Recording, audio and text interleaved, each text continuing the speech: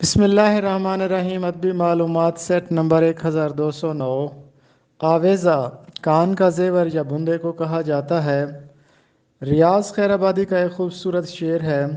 اب کوئی سینہ چیر کے رکھ لے کہ دل بنائے، آویزہ گر پڑا ہے کوئی ان کے کان کا۔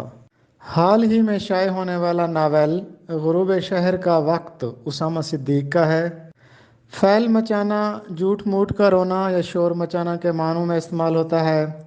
محاورے کے لیے ضروری ہے کہ اپنے مجازی معنی دے، روزمرہ کے لیے ضروری ہے کہ اپنے حقیقی معنی دے۔ جونپور کا قاضی یہ ایک ضرب المثل ہے، اس کا مطلب ہوتا ہے احمق آدمی۔